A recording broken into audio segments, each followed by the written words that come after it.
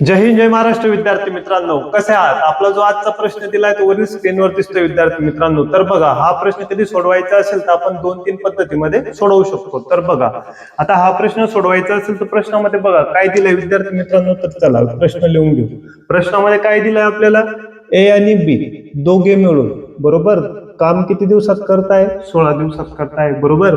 त्याच्यानंतर आपल्याला काय अट दिली आहे? तेच काम ए किती दिवसात पूर्ण करतोय? 24 दिवसात बरोबर. आणि आपल्याला काय सांगितलंय? बी हा तेच काम किती दिवसामध्ये पूर्ण करेल.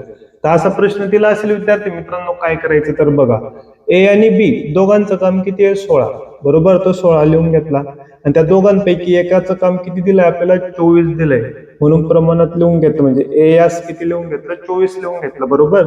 तर याला काय करायचं? सिम्प्लिफाय करायचं. काय करायचं? सिम्प्लिफाय.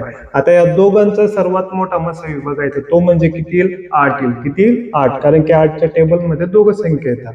मग 8 दुने किती होतील? 16 बरोबर. 8 त्रिक किती होतील? 24. हे लक्षात घ्या. ह्या दोघांचा गुणाकार करायचा. 3 दुने किती होऊन जातील? 6 बरोबर. 3 दुने किती होऊन जातील? 6. आणि गुणाकारामध्ये ह्या दोघांमध्ये फरक बघायचा कितीचा आहे बरोबर. ए बी दोघं मिळून कामाचा आणि ए चा कामाचा, दोघांमध्ये फरक कितीचा आहे बघायचा. दोघांमध्ये फरक कितीचा आहे? 8चा.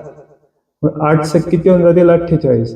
म्हणजे जो आपल्याला 48 मिळाला आहे तो कोणाचं काम असणार आहे? बी चं काम असणार आहे विद्यार्थी मित्रांनो. हे लक्षात घ्या. व्हिडिओ आवडल्यास चॅनलला सबस्क्राईब करा, लाईक करा, शेअर करा. जय हिंद जय महाराष्ट्र.